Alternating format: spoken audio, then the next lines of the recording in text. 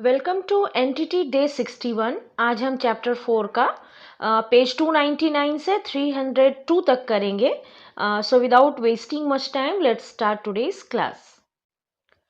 इसमें जो क्वेश्चन दिया हुआ है, क्वेश्चन नंबर 9, इसके ऊपर का हम लास्ट क्लास में पढ़ चुके हैं। शिक्षा समाज व्यवस्था का सर्वोच्च साधन है, इसकी व्याख्या करना है। What is the importance of education in the social welfare of the society. Okay, तो शिक्षा व्यवस्था का निर्माण करने के लिए, शिक्षा व्यवस्था मतलब जो अरेंजमेंट, जो टीचिंग, जो शिक्षा देने का, एजुकेशन जो अरेंजमेंट जो हम किया जाता है सोसाइटी में by opening school colleges and all, तो शिक्षा व्यवस्था का निर्माण करने के लिए महत्वपूर्ण भूमिका का निर्वाह करती है। समाज की प्रणाली शिक्षा के द्वारा निर्मित होती है, यानी कि जो समाज की जो प्रणाली है, समाज किस तरह से रन करेगा, किस तरह से क्या होगा, ये सारी चीज़ों में को समझने में सबसे अधिक महत्वपूर्ण भूमिका होती है शिक्षा की। परंतु समाज का ढांचा भी शिक्षा को प्रभावित करता है। न सिर्फ शिक्षा समाज को प्रभावित करती है, बल्कि समाज का जो ढांचा होता है, कैसा समाज है हमारा, उस पर डिपेंड करता है कि हमारी शिक्षा किस तरह से होगी। ज्ञान का प्रसार, यानी ज्ञान को एक जगह से दूसरे जगह फैलाना, शिक्षा करती है, और शिक्षा ही बालकों के ज्ञान चक्षु खोलकर उन्हें समाज के योग्य बनाती है। यानी शिक्षा के द्वारा ही ज्ञान का प्रसार होता है, और शिक्षा ही बच्चों के ज्ञान चक्षु यानी बिल्कुल आंखें खोलती हैं वो, ताकि वो सब कुछ देख सके, समझ सके और समाज में जीने योग्य बनाती है। फाइवर और पेज के अनुसार मनुष्य समाज पर अपनी सुरक्षा, आराम, मनुष्य समाज पर अपनी सुरक्षा यानी सिक्योरिटी, आराम यानी अपने इजीनेस के लिए, पालन के लिए यानी किस तरह से वो अपना लाइफ स्पेंड करेगा, पोषण के लिए यानी वहाँ से न्यूट्रिशन के लिए, और अन्य महत्वपूर्ण अवस्थाओं और सेवाओं के लिए निर्भर करता है।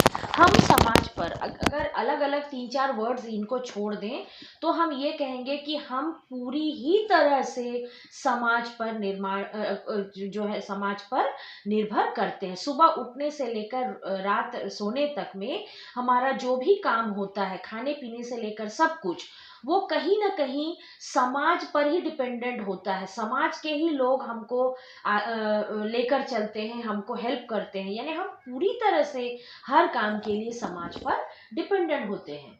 यह समाज पर अपने विचारों, स्वप्नों, अपने मन और शरीर की बहुत सी व्याधियों के लिए निर्भर करता है। समाज ही हमको खुश रखता है, समाज ही हमको दुखी करता है, समाज ही हमारे सपने पूरे करता है, समाज ही हमारे सपने तोड़ता है। यानी देखिए, इंसान से ही समाज बनता है ना। और हमारा डे टू डे लाइफ, हमारा खुशी, हमारा दुख, हमारा गम, सब कुछ लोगों पर ही निर्भर करता है। यानी इनडायरेक्टली हम कह सकते हैं कि हम समाज पर पूरी तरह से डिपेंडेंट होते हैं।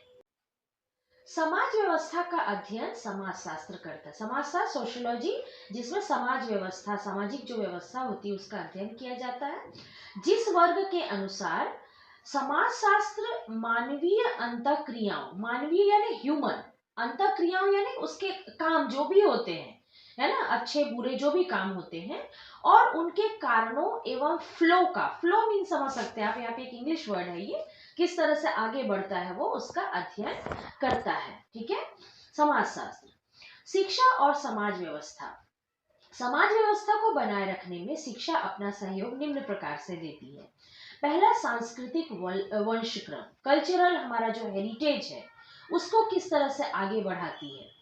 शिक्षा हजारों वर्षों के सांस्कृतिक वंशक्रम को, यानी हमारा जो कल्चरल हेरिटेज है, जो इतने सालों का हमारा एक बहुत ही वास्ट और भरा पूरा और एक बहुत ही रिकॉग्नाइज्ड कह सकते हैं, रिस्पेक्टेड जो हमारी कल्चरल हेरिटेज है, उसको अगली पीढ़ी में संक्रांति यानी ट्रांसफर करती है, एक पीढ़ी से दूसरी पीढ़ी में। उसी प्रकार शिक्षा युग युग की सांस्कृतिक परंपराएं शिक्षा के कारण ही विद्यमान हैं। हजारों साल पहले हमारे समाज में क्या होता था, किस तरह से हम बड़े बूढ़ों का आदर करते हैं, किस तरह से हम अपने संस्कृति को आगे लेकर चलते हैं, ये सब कुछ शिक्षा से ही संभव हो पाया है। शिक्षा नहीं होती तो वो वहीं का वहीं खत्म हो चुका होता सब कुछ।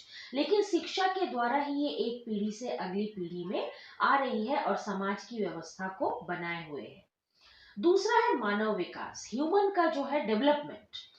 जिस प्रकार शारीरिक विकास के लिए खाद्य सामग्री यानी फूड की आवश्यकता होती है, उसी प्रकार शिक्षा जो है वो ह्यूमन डेवलपमेंट के लिए यानी उसके स्पिरिचुअल एक ह्यूमैनिटी यानी मानवता जिसे कहते हैं, उसके डेवलपमेंट के लिए भी शिक्षा बहुत ज्यादा आवश्यक है। शिक्षा मानव का जंगली तथा वहशियाना आदतों का बहिष्कार करती है। आप जानते हैं कि जब हमारे पूर्वज जो है वो जंगलों में रहा करते थे, जानवरों की तरह ही रहते थे, न खाने पीने का कोई, सिर्फ वह पूरी तरह से वो जानवरों जैसे रहते थे। लेकिन जैसे जैसे सिविलाइजेशन बनता गया, परिवार बनता गया, लोग सभ्य होते चले गए, तो शिक्षा के द्वारा ही ये चीजें संभव हुई। हमारे अंदर की जो जंगली जंगली और वैश्यत आदतें थी, वो इसी शिक्षा से ही खत्म हुई है और आगे भी हो सकती है। ये नहीं है कि हमारा ये जंगलीपन खत्म हो चुका है। आज भी आप समाज में कई ऐसी चीजें देखते होंगे जिनको देखकर लगता है कि इन इंसानों से जानवर बेहतर हैं, शायद वो ज्यादा अच्छे होते हैं। अभी भी है ये वहशियत, ये जंगलीपन अभी भी है, जो कि सिर्फ और सिर्फ अच्छी शिक्षा से ही जा सकती है। थर्ड है शिक्षा समाज की प्रवृत्तियों का केंद्र है। समाज किस तरह से एक्ट करेगा, रिएक्ट करेगा, चलेगा, अच्छा करेगा या बुरा करेगा, अच्छी आदतों को आगे लेकर आएगा या बुरी आदतों को ही फॉलो करता रहेगा, ये सारी चीजों का केंद्र होता है समाज। ठीक है, और इसी से ही जो हम आगे अच्छी चीजें लेकर जा पाए, वो किससे मिलेगा हमको? शिक्षा से। जिस शिक्षा जो है वो समाज की इन सभी प्रवृत्तियों का, बिहेवियर का केंद्र होता है, जिसमें व्यक्ति अपना जीवन जीता है। इसलिए शिक्षा में पढ़ाई के अलावा अन्य एक्टिविटीज जो को करिकुलर, सहगामी क्रिया यानी को करिकुलर या अन्य एक्टिविटीज कह सकते हैं, उनको भी स्थान देना चाहिए। सिर्फ सब्जेक्ट को पढ़ाना ही शिक्षा नहीं है। किस तरह से बातें करनी है, किस दूसरों का सम्मान करना है, हंसना है, बोलना है, बातें करनी है, बिहेवियर करना, ये सब कुछ शिक्षा के अंतर्गत आता है। और इन सभी की शिक्षा तो विद्यालयों में, स्कूल कॉलेजेस में देनी चाहिए, क्योंकि ये क्रियाएं ही बालक को समाज व्यवस्था का पर्याप्त ज्ञान देती है। ठीक है, केजी सेडन ने कहा है कि कोई भी समूह या समुदाय से उसकी महत्वपूर्ण आशा उस समय तक नहीं की जा सकती, यानी किसी भी इंसान से या ग्रुप से, समूह से, परिवार से वो अपना बेस्ट दे, इस बात की आशा तब तक नहीं की जा सकती जब तक कि मानव मस्तिष्क यानी ह्यूमन ब्रेन इस प्रकार नहीं बना दिया जाता कि वह प्रगतिशीलता यानी डेवलपमेंट के साथ अनुकूलन यानी एडाप्टेशन और समायोजन यानी कि कोऑर्डिनेशन कर सके। यानी आप किसी भी इंसान से, यानी किसी भी पर्टिकुलर ह्यूमन बीइंग से या फैमिली से या समाज से या धर्म विशेष से या ग्रुप से या इंस्टीट्यूट से तब तक ये आशा नहीं कर सकते कि वो एकदम अच्छा अपना 100% देगा, जब तक कि उसके दिमाग को शिक्षा देकर इस प्रकार न बना दिया जाए कि वो सभी के साथ प्यार से रहे, कोऑर्डिनेशन से रहे, एक दूसरे की कोऑपरेशन से रहे और समाज के अनुकूल काम करे। ठीक है, इसके बाद है समाज व्यवस्था और राज्य संबंध। राज्य यहाँ पर आप देश से भी ले सकते हैं, दुनिया से भी ले सकते हैं। ठीक है, राज्य का कार्य समाज में निश्चित व्यवस्था संपादित करने का है। एक राज्य या एक देश, ये उसको इंश्योर करना होता है कि उसका जो समाज है, जो देश की जनता है, उनके बीच में अच्छे से कोऑर्डिनेशन है या नहीं, वो अच्छी तरह से रह रहे हैं या नहीं। इसका अर्थ यह है कि शिक्षा प्रणाली राज्यों की आवश्यकता के अनुरूप बदलती रहती है। हर दिन हमारे देश में नए नए लॉज बनते हैं, डिसीजन लिए जाते हैं, अच्छी अच्छी चीज़ें होती हैं, गवर्नमेंट अपना जो भी स्टैंड लेता है, जो भी चीज़ें प्लान बनाता है, वो सारी चीज़ें डे बाय डे चेंज होती रहती है। तो डे बाय डे आप कह सकते हैं कि शिक्षा का अनुरूप भी चेंज होता रहता है। ये जो भी शिक्षा होती है वो देश की आवश्यकता के अनुरूप होती है, बदलती रहती है ये। शिक्षा शिक्षा अधिकारियों के हाथों का खिलौना बन जाती है और उसकी मौलिक सद्भावना का अंत हो जाता है। ये एक बैड साइड बताया गया है कि इस चक्कर में क्या होता है कि शिक्षा जो है, ये एजुकेशन जो है, आप कह सकते हैं, आप हमेशा सुनते होंगे कि ये शिक्षा को इन लोगों ने दुकान बना लिया है, अधिकारियों के हाथ का खिलौना बन चुका है, जो वो बोलेंगे वैसा होगा। ये सारी चीजें हम जनरली इसको फील करते हैं, देखते हैं। तो यही चीज जो है, पहले क्या होता था, हमारे गुरुओं, हम वैदिक एज की बात करें तो गुरुओं से हमें शिक्षा मिलती थी। गुरु क्या होते थे, आश्रम बनाकर रहते थे, वहां पे स्टूडेंट जाते थे और पढ़ते थे। उनके मन में कोई लालच द्वेष कुछ नहीं होता था, और न ही देश चलाने का कुछ ऐसा लालच होता था। लेकिन आज हमारे देश में शिक्षा प्रणाली किस पर डिपेंडेंट है? एजुकेशन सिस्टम पर, मिनिस्टर पर और डिपार्टमेंट पर। तो एजुकेशन डिपार्टमेंट अपने फायदे के अनुसार जो भी डिसीजन लेता है वो सबको मानना होता है। ठीक है, अब हम आते हैं भारतीय समाज और शिक्षा पर। भारतीय समाज की प्रकृति व्यक्तिवादी अधिक रही है। व्यक्तिवादी मीन्स किसी एक पर्सन पर, अपने आप पर या किसी एक पर्सन पर रिलाय करना। व्यक्तिवादी, उसका अपना मतलब उस पर प्रभाव होना। ठीक है, पर यह वह व्यक्तिवाद समस्त कल्याण की भावना से प्रेरित है। लेकिन यहाँ पर सपोज आप अपने इंडिया की बात करें तो इंडिया में एजुकेशन सिस्टम कोई एक एजुकेशन मिनिस्टर है, उसके हाथ में है, उसके अंडर में सारे ऑफिसेस काम करते हैं। लेकिन यहाँ पर वो व्यक्तिवादी तो है, यानी एक पर्सन के हाथ में तो है, लेकिन वो पर्सन सबके लिए काम करता है, सबके कल्याण की भावना से प्रेरित होकर काम करता है। यहाँ समस्त धर्म, जातियां, कबीले जो है, कबीला मीन्स यहाँ पे अलग अलग क्लैन कह सकते हैं, अलग अलग ग्रुप कह सकते हैं, उसमें हमारा पूरा देश जो है वो बटा हुआ है। ये सब विभिन्न विश्वासों के प्रति आस्था रखते हुए भी भावनात्मक रूप से एक है। यहाँ पे एजुकेशन सिस्टम कभी ये नहीं कहता कि ये एजुकेशन हिंदू के लिए है या मुस्लिम के लिए है या सिख के लिए, ईसाई के लिए, पारसी के लिए अलग अलग, ऐसा कुछ नहीं है। हमारा एजुकेशन सिस्टम जो है एक एजुकेशन मिनिस्टर या मिनिस्ट्री के अंडर में जरूर चलेगा, लेकिन ये सबके लिए सोचता है। ठीक है, भारतीय समाज में जितनी अच्छाई है उतनी ही बुराइयां भी हैं। बुराइयों का अर्थ है सामाजिक बुराई, समाज से रिलेटेड बुराई। आज देश का हर व्यक्ति इस बात का अनुभव करने लगा है कि समाज की व्यवस्था शिक्षा के बिना कभी भी विकसित नहीं हो सकती।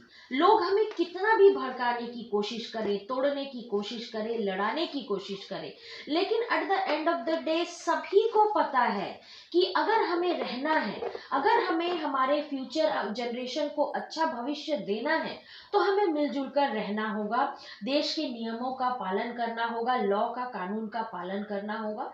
ये सभी को पता है और सभी को अच्छी शिक्षा देनी ही होगी।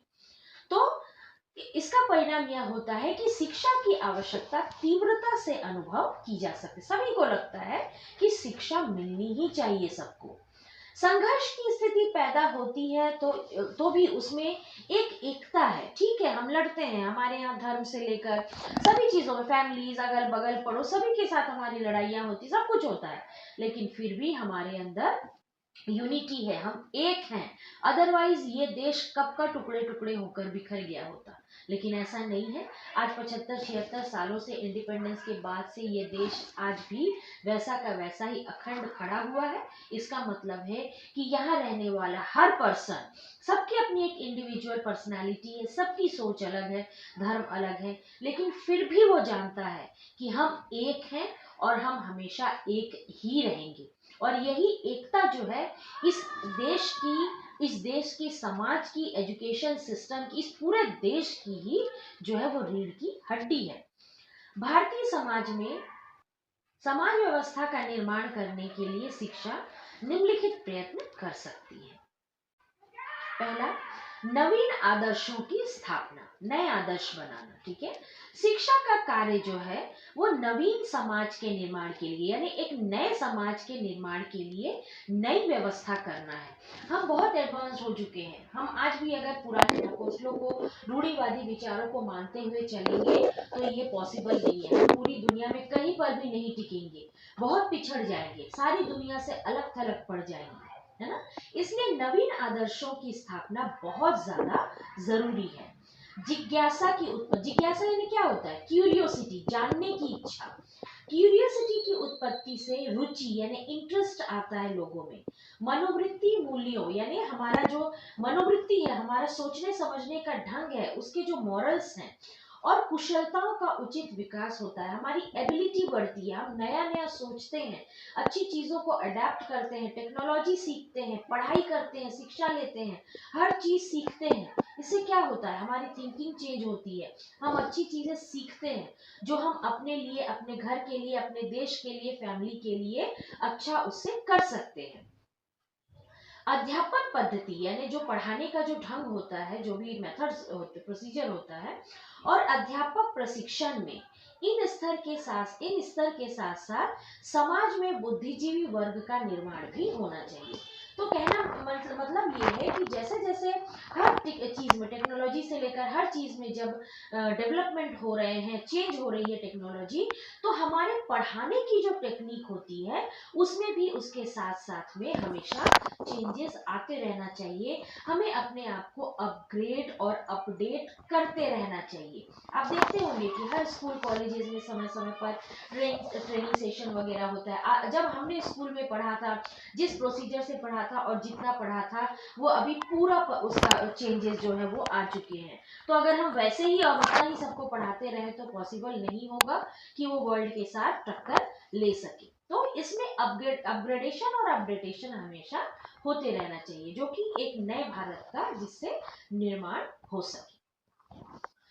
सेकेंड है भौतिक, सामाजिक और आध्यात्मिक मूल्य। ठीक है, वर्तमान परिस्थितियों में भारतीय समाज व्यवस्था को उचित रूप देने के लिए यह आवश्यक है कि हमारा जो सिलेबस है उसमें नैतिक यानी मॉरल वैल्यूज वाले, चाहे आप स्टोरी के थ्रू समझाएं या कैसे भी प्रैक्टिकल ड्रामा या विजुअल किसी के थ्रू समझाएं, नैतिक मूल्य, सामाजिक यानी सोशल, सोसाइटी से रिलेटेड चीजें, और आध्यात्मिक यानी स्पिरिचुअल मूल्यों के शिक्षण को भी स्थान दिया जाना चाहिए। इससे क्या होगा कि न सिर्फ हमारी बुद्धि शार्प होगी बल्कि हमारे पर्सनालिटी का ओवरऑल डेवलपमेंट होगा।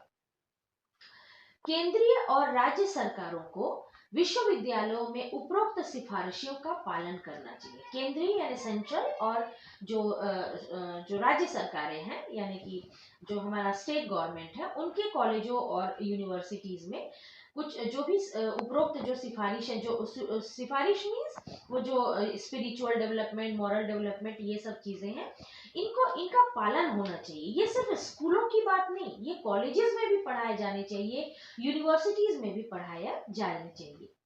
विभिन्न धर्मों का तुलनात्मक अध्ययन विश्वविद्यालय में कराया जाए, सभी धर्मों के बारे में पढ़ाया जाए, सभी के बारे में बताया जाए। कोई एक पर्टिकुलर धर्म नहीं, सारे धर्म की अपनी अपनी बहुत अच्छी टीचिंग्स और प्रीचिंग्स होती हैं जो सिखाया जाना जरूरी है। थर्ड है समाज की मानव शक्ति का उपयोग। ह्यूमन जो है, इंसान, वो सबसे पावरफुल होता है, ये आपने हमेशा सुना होगा। हमसे ज्यादा पावरफुल कोई नहीं है। हम हमारे पूरे दुनिया में, पूरे यूनिवर्स में, दुनिया की अगर वर्ल्ड की बात करें तो कई तरह के क्रीचर्स मौजूद हैं, लेकिन इसमें सबसे ज्यादा पावरफुल कौन है? इंसान है। क्योंकि उसके पास ब्रेन है, वो अपने ब्रेन का यूज करके कुछ भी कर सकता है। तो जब वो इतना ताकतवर है तो ऑब्वियसली हमारा जो ब्रेन है उसको शार्पनिंग हमेशा होती रहनी चाहिए, यानी प्रॉपर हमको जो नॉलेज है वो मिलते रहना चाहिए। ठीक है, तो इस मानव शक्ति का उपयोग करने के लिए क्या किया जा सकता है? सबसे पहले है 7 वर्ष तक के समय की सामान्य शिक्षा निःशुल्क हो। आप देखते होंगे हमारे देश में गरीबी बहुत है। गरीबों के छोटे छोटे बच्चे भीख मांगना ज्यादा पसंद करते हैं rather than going to school। तो यहाँ पर कम से कम 7 वर्ष तक का जो समय का जो सामान्य शिक्षा है, यानी कि जो हम यूजुअली 3 साल में स्कूल जाते हैं, है ना। तो 3 से लेकर 7 वर्ष यानी कि क्लास 1 से लेकर क्लास 8 तक की कम से कम शिक्षा जो है वो निःशुल्क और अनिवार्य कर देना चाहिए। अनिवार्य यानी कंपलसरी, आपको वो शिक्षा अपने बच्चों को देनी ही है, ठीक है। और जहां तक संभव हो इसका विकास 8वें तक हो जाए, यानी 8वें वर्ष तक, यानी क्लास 8 9 तक जितना दिन चाहे कोशिश करनी चाहिए कि निःशुल्क शिक्षा और कंपलसरी शिक्षा बच्चों को मिले। जैसे विदेशों में अगर देखेंगे तो वहाँ एजुकेशन कंपलसरी है, आप उसके सिवा आपके ऊपर मीन्स अगर बच्चे को पेरेंट्स नहीं भेजेंगे तो FIR हो जाएगा उनके ऊपर, ठीक है। वैसा ही हमारे देश में लागू करना चाहिए। यहाँ पे ऑप्शनल है ये। गरीबों के जो गरीब पेरेंट्स होते हैं वो अपने बच्चों को नहीं भेजते क्योंकि ये ऑप्शनल है। अगर कंपलसरी हो जाएगा तो फिर उनको भेजना ही पड़ेगा। हालांकि गवर्नमेंट उनके लिए बहुत काम करती है, स्कूल में शिक्षा फ्री है, आप देख रहे होंगे जो हमारा प्राइमरी शिक्षा जो है वो फ्री है। तो हो सके तो इसको आगे भी बढ़ाना चाहिए ताकि ड्रॉप आउट्स ना हो, यानी बच्चे क्लास 7 8 तक शिक्षा ग्रहण करने के बाद जो छोड़ देते हैं पढ़ाई वो ना हो। कुशल व्यक्तियों के निर्माण में शिक्षा सहायक हो, यानी हमको कुछ ना कुछ सिर्फ सब्जेक्ट का नॉलेज नहीं मिले बल्कि कोई स्किल, कुछ ना कुछ स्किल सीखने को मिले, ताकि हम अगर कोई नौकरी अगर मिलती नहीं भी है किसी को तो वो अपने स्किल का यूज करके अपना जो लाइफ के लिए जो अर्निंग है वो कर सके। थर्ड है योग्य व्यक्तियों को विकास का उचित अवसर मिले। सभी को उचित अवसर मिलना चाहिए, योग्य इंसानों को। आप देखते होंगे कई जगह पे फ्रॉड्स होते हैं जहाँ पे लोग नहीं भी उसके काबिल होते तो भी उनको जॉब मिल जाती है या वो सिलेक्शन हो जाता है उनका। तो इस तरह से नहीं होना चाहिए, इंश्योर करना चाहिए कि जो योग्य हैं उन्हीं को उचित अवसर मिले। और फोर्थ है जन अशिक्षा को दूर करने के लिए प्रौढ़ शिक्षा की भी व्यवस्था होनी चाहिए। स्कूल जो कॉलेज जो है वो छोटे बच्चों के लिए होते हैं, स्कूल जो होते हैं, लेकिन जिन्होंने अपनी पढ़ाई बीच में छोड़ दी हुई होती है या फिर जो पेरेंट्स अनपढ़ होते हैं उनको किसी भी उम्र में स्कूलों में जाकर, प्रौढ़ स्कूल जो होते हैं वहाँ पे जाकर शिक्षा लेने की छूट होनी चाहिए। इसके लिए नाइट स्कूल्स वगैरह जगह जगह खोले जाएं ताकि जो अभी भी अनपढ़ हैं, जिन्होंने पढ़ा नहीं कभी, उनको पढ़ने का समान अवसर मिल सके और एटलीस्ट कम से कम वो लिखने पढ़ने लायक हो जाएं, ताकि भविष्य में उनको किसी तरह का डिसीजन लेने में किसी तरह की प्रॉब्लम ना हो। So that's it for today. आज का क्लास यहीं तक, हम नेक्स्ट जो है वो आगे की क्लास में करेंगे। Till then goodbye, take care.